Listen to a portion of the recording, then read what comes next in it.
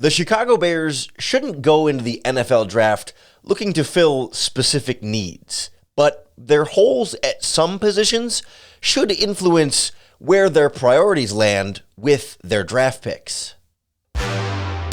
You are Locked On Bears, your daily Chicago Bears podcast. Part of the Locked On Podcast Network, your team every day.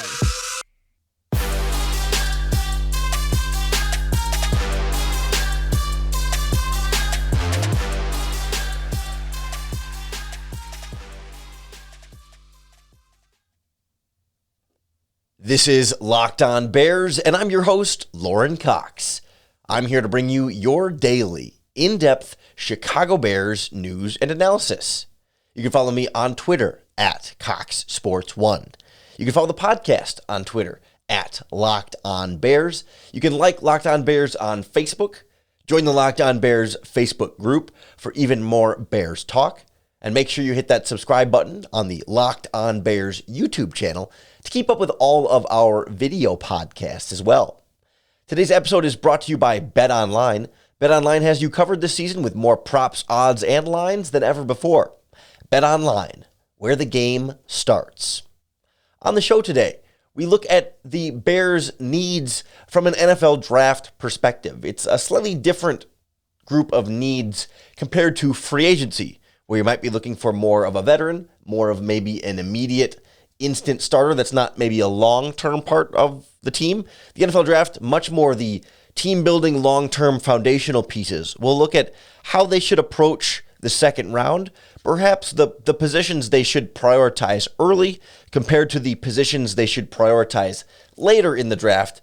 Again, without necessarily reaching and saying you have to get specifically this position or this spot at this draft pick, but understanding that as the team stands now, some holes are a little bit bigger than others, and ideally, you might like to go in some directions versus other directions. And I want to be careful not to be too strongly in any individual directions, because at the end of the day, the Chicago Bears are in this place right now, as you like to be in any draft, where you should go best player available, specifically with those early draft picks more than anything else, right? The Bears are at a stage of the team building process right now where they just need talent, young talent.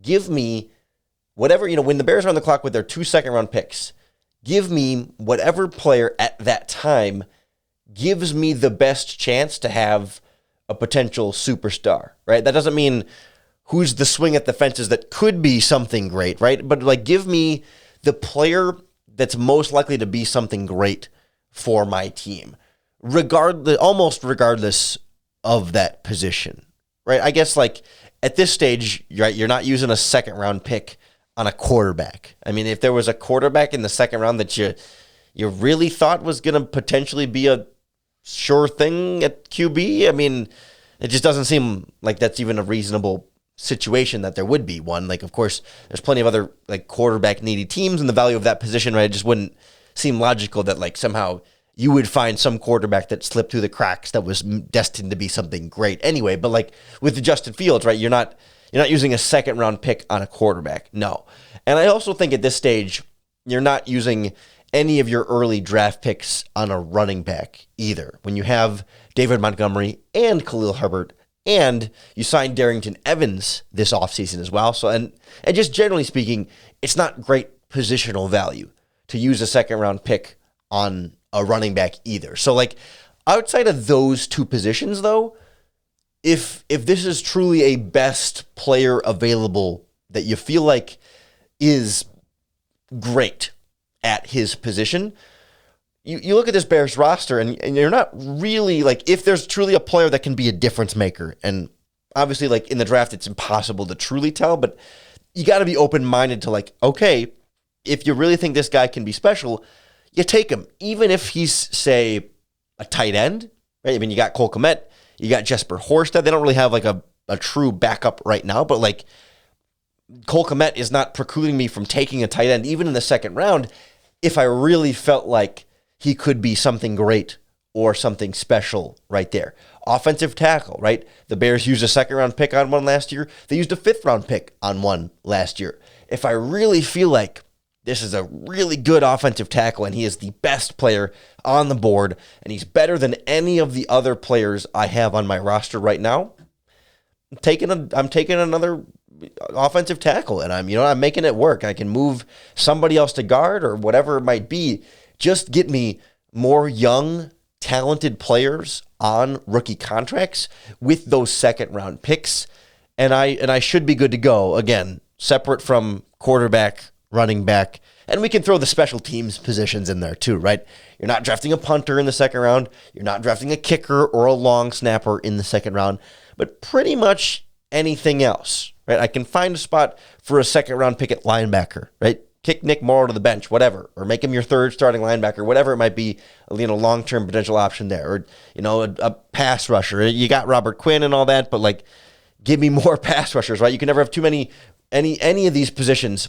It should be best player available and not just reaching for where you still see exactly the biggest holes on the team, right? You can't just go in and say, we have to get a wide receiver, we have to get a guard, whatever it might be. You can't just go in and say, we need that position. We will take whatever player at that position we can get with our second round pick, because that's how you end up overdrafting players, looking past some of their flaws and end up getting lesser guys than you could have potentially gotten with that pick. And it's just not a sound, consistent, solid team building strategy.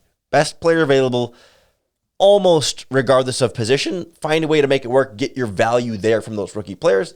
And, later on in the draft, maybe you can start to put a little bit more positional value in there. And there's still some positional value, right, in terms of what you want to do with that second round pick. If things are close and, you start to have some tough decisions to make, then you can start to prioritize some spots over others. And we'll start to prioritize a little bit here in the podcast. Okay, all things equal, if best player available is a toss-up and you could pick between a couple of different positions for the Chicago Bears, where might you prioritize those needs? We'll kind of go through how do you kind of stack up offensive line, secondary, wide receiver, plus some of the other spots that still have holes next on Locked On Bears.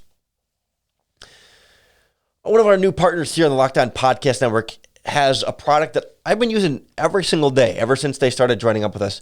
The company is Athletic Greens. Their product is AG1. And AG1 is loaded up with a bunch of vitamins and other nutrients. It's like taking a multivitamin in powder form. You just mix it with water. You drink it first thing in the morning. It absorbs right into your stomach, and you just feel good the rest of the day. You're getting all your nutrients right away from the front. And I found it's actually been helpful for me, specifically with acid reflux and heartburn. I felt like it's given me a little bit more tolerance to be able to have a little bit more citrus, a little bit, some of those, or if I eat too much, it's just not as brutal ever since I've been taking AG1. It's been really nice to have those Athletic Greens not only giving me all the vitamins that I need, but that sort of added bonus of some of the digestive health and the probiotics that are part of the AG1 formula. I was a little bit skeptical at first, but I've been a believer ever since I've been taking it. And it tastes pretty good too, right? It goes down easy. It's a nice little wake you up in the morning, and it feels good to be eating something or drinking something healthy and good for you to start your day off on that right foot.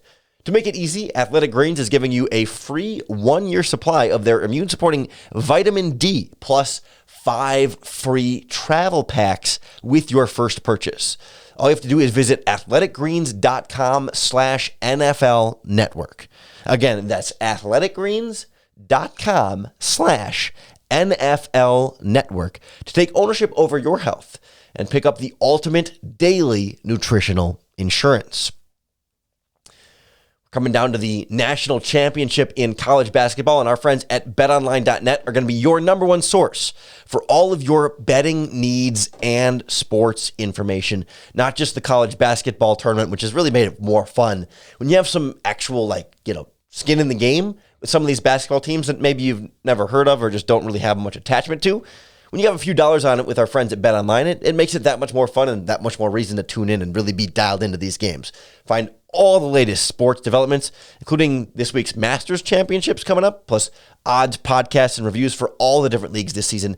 BetOnline.net is your continued source for all of your sports wagering information, including live betting, esports, and scores, whether it's basketball, professional, or college, plus the baseball season right around the corner. Hockey season has playoffs coming right up, plus tennis, soccer, boxing, UFC, even your favorite Vegas casino games online. Head on over to their website today and use your mobile device to learn more about all the different trends and action you need to know. BetOnline, where the game starts.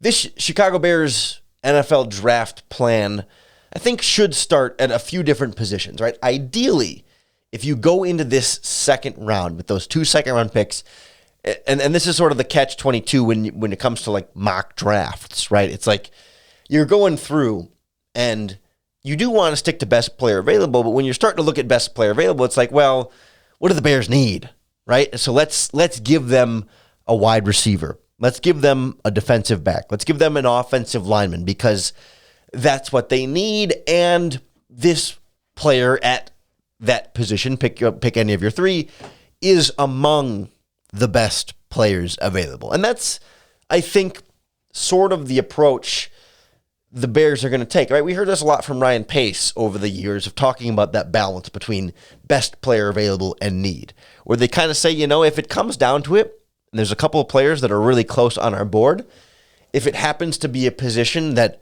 we value a little bit more or feel like we could use a little bit more, that could be sort of the tiebreaker, or maybe, enough of a slight bump up where maybe it's not quite a tie, but it's like if you get to the second round, and again, I'll go to like the tight end position, right? You don't need, you could use another tight end, like you said, like if it's truly like a game changer at tight end. Trey Mcbride is one of the names in this draft that a lot of people are falling in love with. If he's there at the Bears pick and you're not really in love with any of the other guys there and you're not in a spot to trade down or for whatever reason, like, sure, you could add a pass-catching athletic freak of a tight end to this Bears roster and they would make it better right now, for sure. But if that tight end was just like, he's pretty good. He's a second-round talent. He wouldn't be a bad pick at our spot, hypothetically. But we also like this wide receiver, George Pickens or whoever you want to pick. Pickens at wide receiver, or there's such a deep wide receiver class that you have to imagine one of them is probably going to be in the mix there. Like, I'm going to take the wide receiver over the tight end because it's just where the Bears' needs are right now. And, it's the kind of thing where free agency is not over and there's still time to add a veteran wide receiver or a veteran offensive lineman or a veteran defensive back or 2 veteran defensive backs or another linebacker, any of these spots, right? The Bears are still going to add more players between now and the NFL draft. But the NFL draft is a different type of addition, right? Generally speaking, after those 2 second-round picks, you shouldn't necessarily expect to get consistent year one production. That rookie season. You can't necessarily expect multiple players to come in, be starters that produce at a super high level throughout their rookie season. It's just not realistic. And so at that point, you're looking more at long-term development type guys. And even in those second-round picks, right? Some second-round picks can come in and make some impact. Some second-round picks make very little impact in their rookie season. And that's the kind of thing here, right? You're not picking these players specifically for how they're going to make the team better right now. You're thinking about how are they going to make the team better for the next 2 to 4 to 10 years, ideally. And so, it's a different type of valuation, right? Like, the Bears could use a veteran backup tight end to go with Cole Kmet and Jesper Horsted. The draft need is much, much lower. Whereas, you can always use more young wide receivers. You can use another young offensive guard, and you can use more young defensive backs. Even though they have a couple of late round picks, they just need more overall talent at that position. And so, when it comes to the NFL draft need ranking, it's hard to separate those three. Those three definitely exist to me in that first tier, where ideally in your second round, if you have 2 second round picks, you'd like to get 2 of a guard, a receiver, or a defensive back. I mean, you could maybe get a center and move Lucas Patrick, but like ideally a guard, a wide receiver, a defensive back, 2 of those 3 would be great. And I'm not going to nitpick or complain if in whatever order they come first and second, as long as they like truly feel like best player available. Right? I'd rather take a really good linebacker than reach for a guard who's mediocre, right? Just to take a guard or a wide receiver or whatever. Fortunately, it's a draft class right now, very deep at wide receiver. Like I said, we see George Pickens a lot in that second round of the mock drafts for the Chicago Bears. Or Sky Moore is in that range. He's more of a shorter slot receiver from Western Michigan, but like David Bell from Purdue, maybe Treylon Burks from Arkansas, maybe falling a little bit, or Christian Watson could fall down a little bit, or John Mechie III from Alabama. I mean, maybe it's hard to get a sense of where some of these receivers might fall and who's going to sneak in the first round, who might last to the Bears, but there should be some decent options there. Or at cornerback, right? A really common pick is Tyreek Woolen from UTSA. 6'3", 205 pounds, big, long, strong, thin, athletic freak of a cornerback there. But like Roger McCreary from Auburn could be around that range. Kareem Elam from Florida. Maybe a guy like Trent McDuffie could fall, the Washington cornerback. Or, you start to look down a little bit like Alontae Taylor. I mean, it's kind of a weird spot for cornerbacks. And it's a weird spot for safeties, too, if we open it up to really like defensive backs, if you want that long-term sort of running partner. Because Jalen Petre from Baylor, another one of these really common sort of second-round pick mocks for the Bears, is just another really great athlete from Baylor, really fast safety. But this safety draft class, as we'll get into later in this process, really top-heavy. You got like Kyle Hamilton and Lewis Cine from Georgia up there, and like Daxton Hill and Jaquan Brisker, and then sort of like Jalen Petre. And it feels like it really starts to drop off after about those guys in some sort of order. And then it's some more your late round guys. So it kind of depends on, again, who your best player available is going to be at some of those key positions of need for the Bears. And then, hopefully you can maybe address a couple of those if the board falls out that way, or certainly if it doesn't. You'd like to ideally hit some of those positions later on, but again, you're not going to reach. But if things fell out that nice way, it would be nice to use those later picks to fill in some of those spots that are not as major needs, but it'd be nice to get some younger players in the mix there, sort of developing behind the veterans that you have and build up the foundation of the roster with some of those potential late round gems. We'll look at where else the Bears ideally would like to go in the NFL draft if the picks in the board fall their way. Next on Locked On Bears. This episode of Locked On Bears is brought to you by the makers of the world's best tasting protein bars, Built Bars. And they keep blowing me away every time they come out with one of these new flavors. Like I was just talking to the host of Locked On Mavericks. I mean, man, they got the churro puffs and the brownie batter puffs are 2 of the best products they've ever put out. They're so delicious. They're soft. They're easy to chew. They're covered in 100% real chocolate, and they taste like candy bars. I mean, they're so good. I have a box of the brownie batter puffs in my closet, in my pantry right now. They're so good. I cannot get enough of them. But they're low sugar, low calories, high fiber, and high protein. You can't find a protein bar product on the market anywhere else that tastes this good and is this good for you. You got to try them for yourself. Head on over to built.com, enter in our promo code LOCKED15, and you're going to get 15% off your next order. That's promo code LOCKED15 for 15% off at built.com.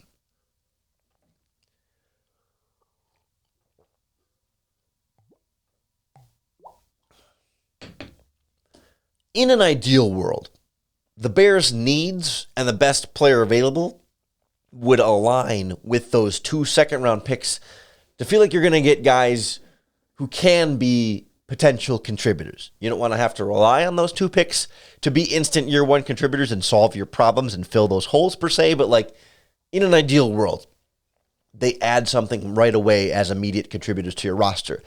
And then you can really enter those day 3 draft picks.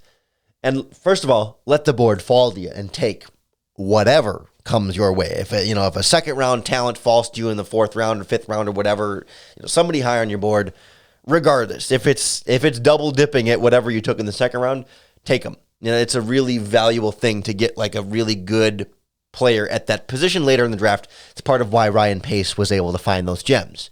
We can't expect Ryan Poles to find the Tariq Cohens, the Eddie Jacksons in the 4th round, the Adrian Amoses and Jordan Howards of the 5th round every time.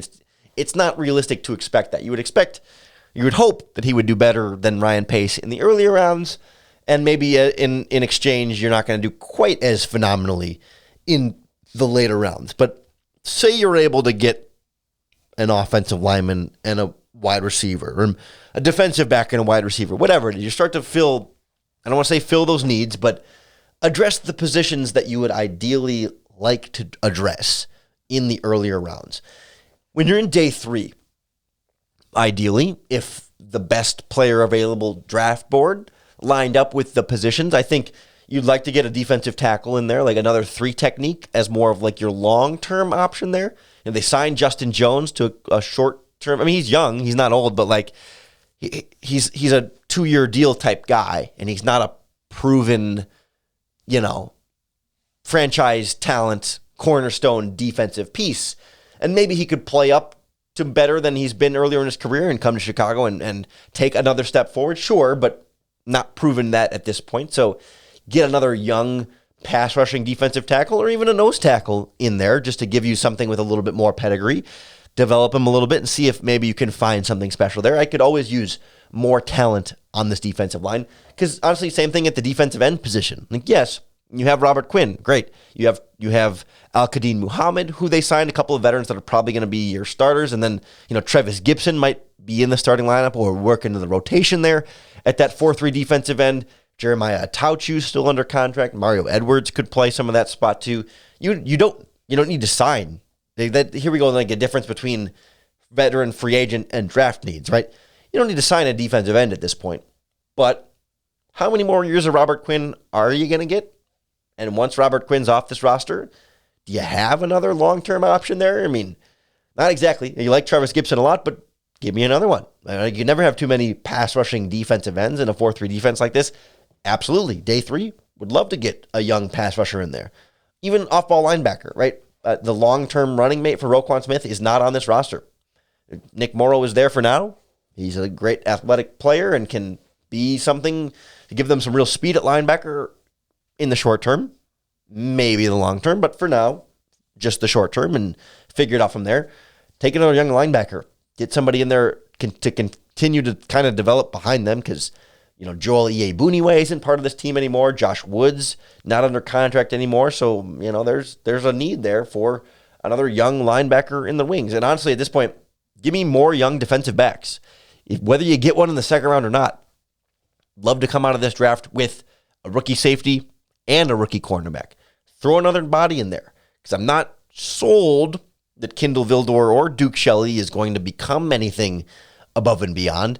And you don't really have that young developmental safety in there. You got your special teamers and you got your Eddie Jackson, and maybe they'll sign another veteran between now and the draft, but give me another young safety, whether it's somebody who just becomes another great special teams player or someone you develop into potentially a long-term Eddie Jackson pair running mate for that back end.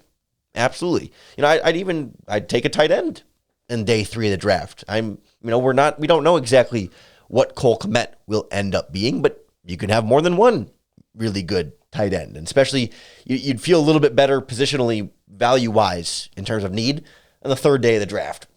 In the second round, you'd like to fill something with a little bit more of a need unless it's a real game changer there. But day 3, sure, give me another tight end.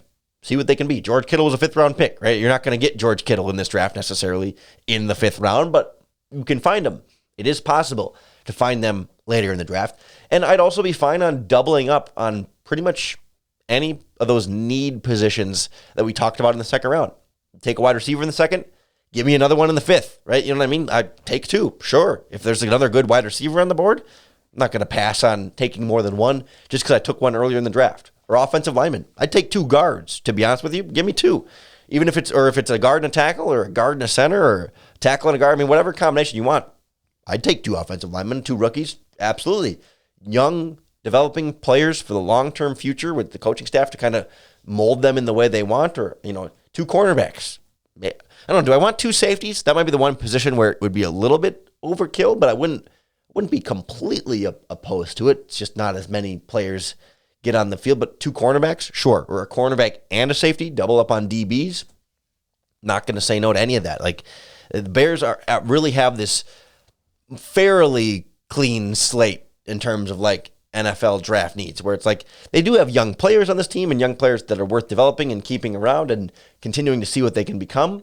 But there's not a position besides like quarterback and running back, like I said, where it's just like you really feel like, no, you don't need or couldn't use another rookie at that position. Those are really the only 2 spots that like, yep, you're pretty set there for now and don't need or couldn't find a need for a rookie at those spots. And so prioritize the offensive line, wide receiver, and defensive back where you can early on. But then if it's a defensive tackle, a defensive end, a linebacker, a tight end, or doubling up on defensive backs, wide receivers, and offensive linemen again later in the draft, by all means, sign me up. Get me as much good young talent as you can and kind of worry about the position stuff later.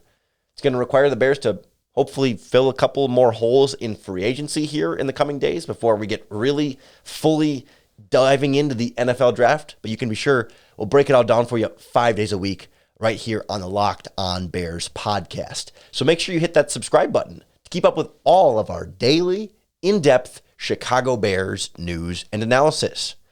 Thanks for making Locked On Bears your first listen today. Hopefully it's your first listen every day. If you're looking for your second listen today, certainly our friends on the Locked On Podcast Network have your team every day for almost every team. The college channel has always been growing. We're certainly going to be breaking down the national championship basketball game with our friends from Locked On Tar Heels, plus Locked On Jayhawks. I mean, Locked On College Basketball podcast is all over all of it. Plus, all the NFL teams, Locked On NFL from the league-wide perspective, all the Locked On NBA shows, Locked On Bulls for all you Chicago Bulls fans out there. It's your team every day, just like we talk Chicago Bears with you every single day. And I hope that the Locked On Bears podcast helps make it just a little bit easier for you to bear down.